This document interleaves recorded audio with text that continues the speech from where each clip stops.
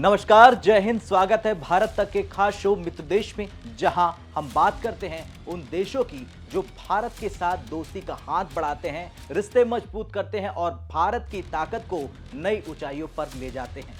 आज के एपिसोड में हम लेकर आए हैं एक ऐसी बड़ी खबर जो भारत की डिफेंस वर्ल्ड को हिलाकर रख देगी। जी हां, नेटो का सदस्य देश है स्वीडन। उसने भारत से दोस्ती के लिए, पक्की दोस्ती के लिए हाथ आगे बढ़ा दिया है और उस दोस्ती के लिए ऑफर भी दे दिया है। स्वीडिश कंपनी साब ने भारत को दुनिया की सबसे एडवांस एरोस्पेस इंडस्ट्री बनाने का ऑफर दे डाला है और इसके साथ ही उन्होंने इंडियन एयरफोर्स को ललचाते हुए अपने ग्रिफिन ई फाइटर जेट को दुनिया का बेस्ट फाइटर जेट बता डाला है।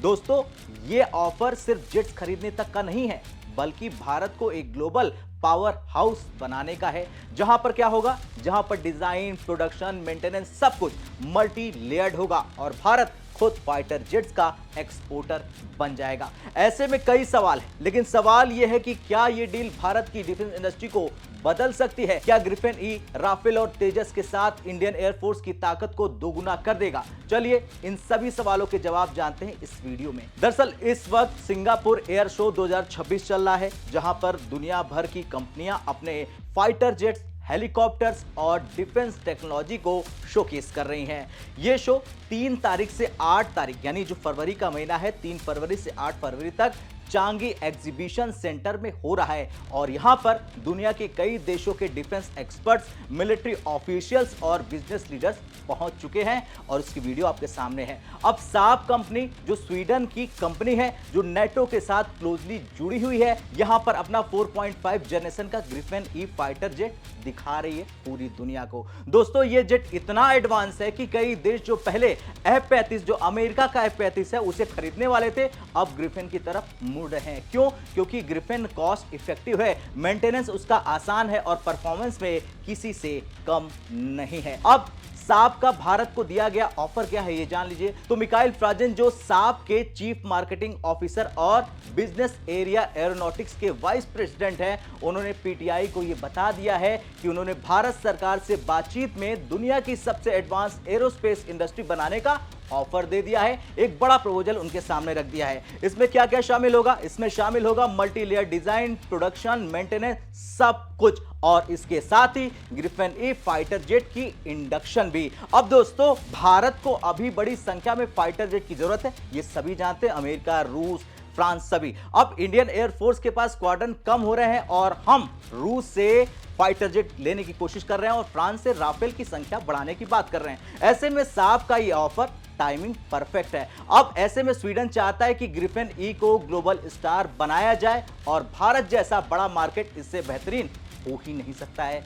चलिए दोस्तों, अब ग्रिफिन ई की ताकत की बात भी कर लेते हैं, उसकी खासियत की बात कर लेते हैं। तो फ्रांजेन ने कहा कि ग्रिफिन ई मार्केट में सबसे modern, cost effective fighter jet system है। इसमें वर्ल्ड लीडिंग सेंसर फ्यूजन है, नेटवर्किंग कैपेबिलिटीज है और तेजी से बढ़ती एआई फीचर्स मौजूद हैं। दोस्तों, आप कल्पना करिए, ये जेट इंडियन एयरफोर्स की एयर पावर को इतना बूस्ट दे देगा कि कोई भी दुश्मन सोच भी नहीं सकता है। और यहां पर सबसे बड़ी बात यह है कि ग्रिफिन की हाई अवेबिलिटी, मतलब ये जेट ज्यादातर समय फ्लाइंग रेडी रहता है, जो किसी भी वॉर में कॉम्बैट मास को अनरिवेल्ड बना देता है। और हां, ये राफेल और तेजस के साथ परफेक्टली फिट हो जाएगा। इंडियन एयरफोर्स पहले से राफेल और तेजस ऑपरेट कर रही है और संख्या में अब राफेल आने वाले हैं, लेकिन अभी ग्रिफिन ई जैसे गेम चेंजर के लिए 2 लेवल्स पर स्पेस बाकी है। पहला है क्विक इंडक्शन, यानी कि जल्दी और बड़ी संख्या में जेट्स को शामिल किया जा सकता है। दूसरा है टेक्नोलॉजी पावर हाउस, यानी कि जहां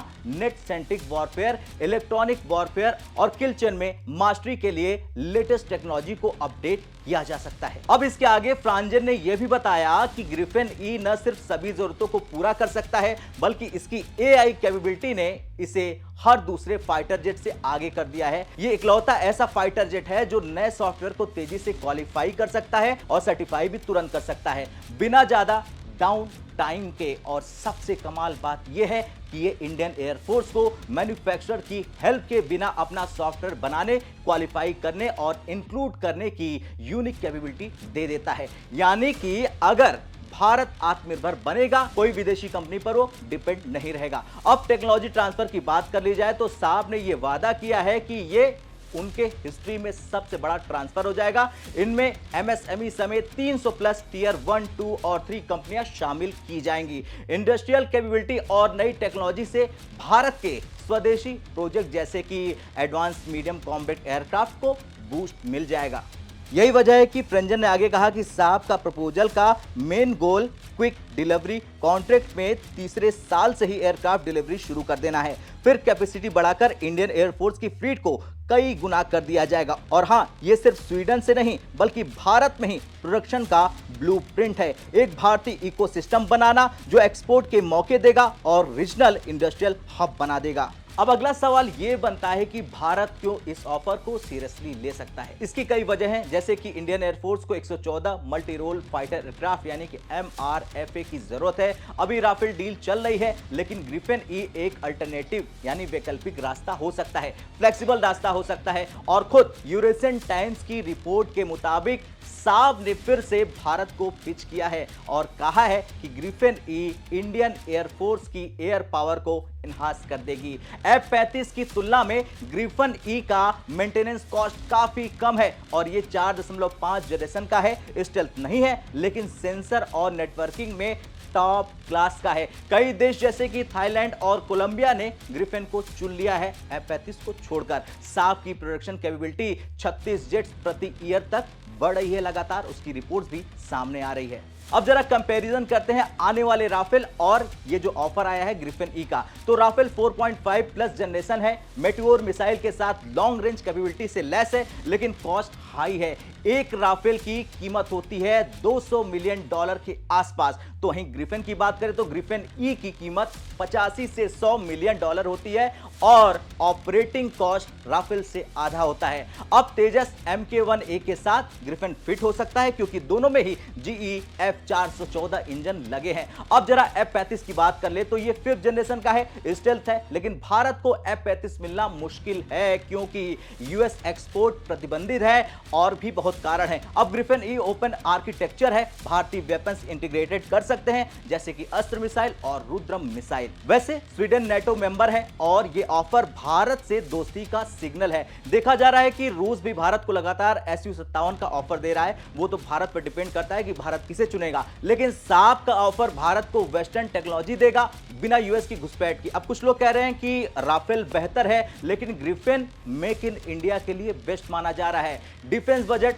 साल 2026 में 22% बढ़ाया भारत ने, 2.19 लाख करोड़ बढ़ाया। अब राफेल या ग्रिफिन चॉइस भारत सरकार की है। अब अगला सवाल है, क्या भारत साब पर ट्रस्ट कर सकता है? दरअसल स्वीडन छोटा सा देश है, लेकिन साब का ट्रैक रिकॉर्ड काफी अच्छा है। ब्राजील हो, थाईलैंड हो, हर जगह वहां उसका सक्सेस रेट है, लेकिन यूएस कंपोनेंट्स उसमें शामिल है। एक्सपोर्ट के अप्रूवल चाहिए। राफेल डील पहले से चल रही है, अब ये शिफ्ट होगी ये नहीं, ये तो मोदी सरकार ही जानेगी। लेकिन ग्रिफिन के साथ make in India 300 fighter jets बना सकता है। अब यह ऑफर भारत के लिए गोल्डन मौका है। नेटो से दोस्ती हो जाएगी पक्की वाली और एडवांस इंडस्ट्री, बेस्ट जेट, सब कुछ मिल जाएगा। अगर ये डील हो जाती है तो भारत डिफेंस एक्सपोर्टर बन जाएगा। अब अंत में मेरा आपसे सवाल है, आपका क्या कहना है? भारत को ग्रिफिन ई ले लेना चाहिए राफेल के साथ साथ या फिर नहीं? हाँ या ना में कमेंट कर अपनी राय जरूर दें। कल फिर से मिलते हैं मित्र देश के अगले वीडियो में, तब तक के लिए जय हिंद, जय भारत।